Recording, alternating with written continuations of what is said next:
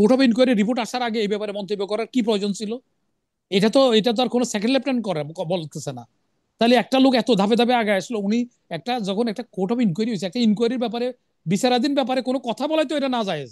এরা অনেক সাবোটাস করার জন্য অলরেডি ঢুকে গেছে গা। জন সমাগম হয় বৃহত্তর, এরকম কোন জায়গার মধ্যে অনেক অঘটন ঘটাইতে পারে। প্রথমত আমাদের কিছু লোকজন বলে যে আমরা সব প্রতিষ্ঠানের ব্যাপারে কথা বলবো না, এটা না বলে আমরা বলবো যে আমাদের প্রতিষ্ঠানগুলি সঠিকভাবে কাজ করুক, তাইলে আর কথা বলার প্রশ্ন আসবে না। আপনি নিজে সঠিক না হয়ে আরেকজনে বলবেন যে না আমার এনে সমালোচনা করেন না। কে কোথায় যাবে, কোন টকশোতে কে যাবে, সেটা ডিজিএফ এর কি ফাংশন? এতে ডিজিএফ হলো ডাইরেক্টর জেনারেল ফোর্স ইন্টেলিজেন্স, সিভিলের কি উনি? তারা এখানে এসে সব জায়গায় কে কি করবে না করবে, তাহলে আপনি এটা করবেন, সমালোচনা করলে আমরা বলবেন না। তা আপনি আগে নিজের চরিত্রটা ঠিক করেন, তাহলে মানুষের কথা বলা বন্ধ করবে। আপনি তো গভর্নমেন্টের এখানে সার্ভ করতেছেন। আপনি দেখেন আমাদের ডিজিএফআর জেনারেল লতিফ জেল খাটছে, জেনারেল নাসির জেল খাটছে, রেজাকুল যদি জেল খাটছে কি জন্য? অবৈধ আদেশ পালন করার জন্য। তারা তো কেউ চুরি করে নাই, এরা অফিসার হিসেবে কেউ খারাপ না। কিন্তু এখন তারপরে কি, তারপরে এটা হচ্ছে না। এখন জিল্লুর রহমান, জিল্লু সাহেব যেটা বললেন, জিল্লুর ভাই একটা ভালো মানুষ, ঠিক আছে, কিন্তু উনি বলতেছেন ঢল এসে গেছে, এই যে খালেদা জিয়া গেছে ঢল আসে, এতে খালেদা জিয়ার কি আসে যায়?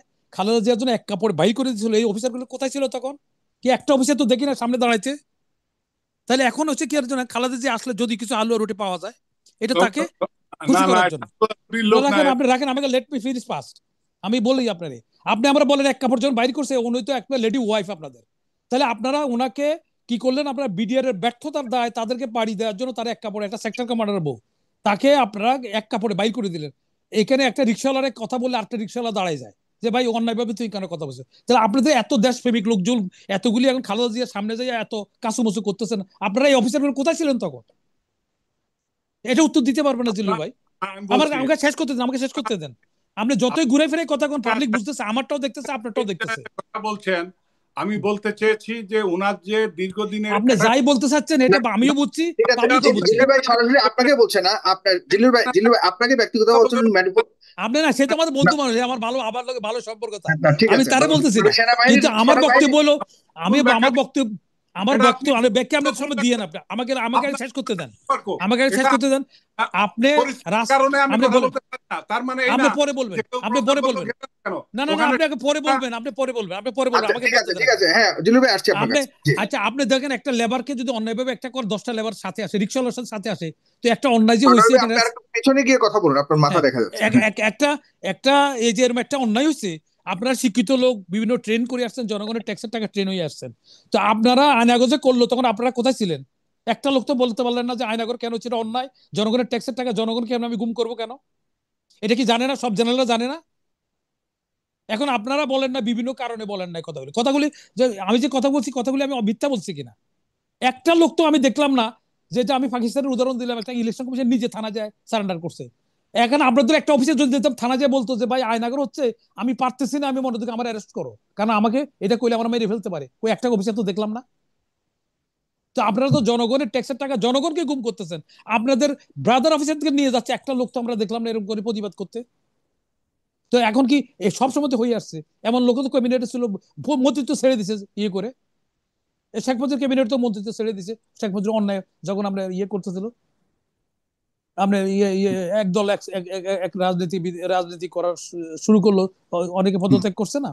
আমরা ওই ধরনের লোকগুলো চাই যে অন্যায়কে অন্যায় বলবে, ন্যায়কে ন্যায় বলবে। আপনি আমার বলেন তো টকশোতে কে আসবে না আসবে, ডিজিএফ কেন মধ্যে ইন্টারফেয়ার করবে?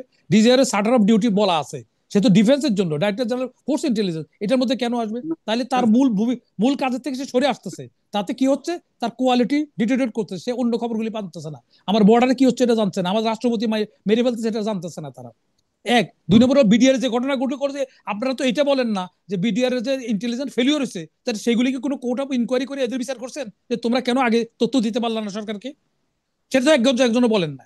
আর আমরা যারা ফেল করছে ওদের প্রতি সিম্পিতিরা কি বলছে, আমার ঘনিষ্ঠ বন্ধু জিল্লু, ইয়া ছিল গুলজার, তারপরে রবিউল, এগুলো আমার ঘনিষ্ঠ। আমি যখন দুবাইতে গেছি আমার ডাকে স্যান্ডেলাইতে আসছে, পাঠিয়ে কি করে আসবো, আমি না থাকলে আমি টেলিফোন আছে আপনি আসেন।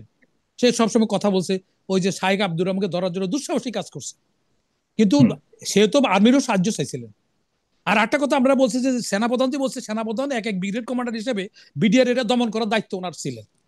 উনি কথাটা এই জন্য বলতেছে, কারণ এইটা তো ওনার উপরে দায়িত্ব ছিল, এটা তো আপনারা বলেন না।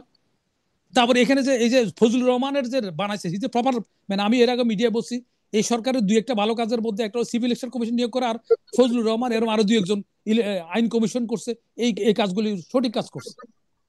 আমি বলছি এটা আপনারা এটাও আনতে হবে, আত্মসমালোচনা করতে হবে যে আমাদের ফেলিউরটা কোথায়। আপনাদের মটো হলো সদায় জাগ্রত, সর্বদা জাগ্রত।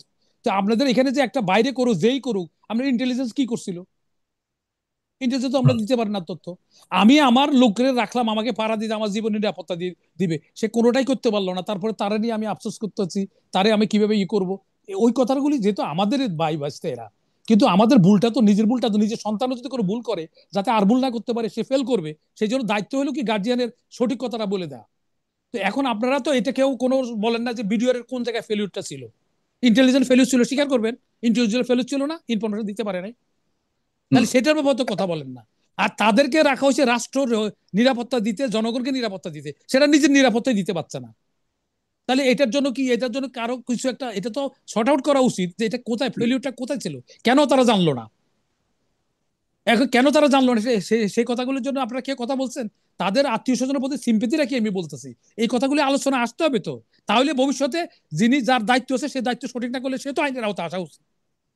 যারা বিক্রি হয়েছে তাদের প্রাইস দেন আমার কথা। এটা কি বেগম জিয়ার বাড়ি দুলিশাত করে মাল্টি স্টোর বিল্ডিং করে ওই বিডিআর যারা নিজেরা ফেল করছে নিজের নিরাপত্তা দিতে পারে তাদের দিবেন আপনি? হাসিনা তো এটা করছে। তো এখন বাস্তবতা হলো কি জানেন, অনেক সত্য অনেক কঠিন বললে অনেকেই, মানে অনেকে এটা অপছন্দ, আমাদের বন্ধু বান্ধব অনেকে অসন্তুষ্ট হবে, কারণ বাস্তব কথা কেউ না কেউ তো বলতে হবে রে ভাই।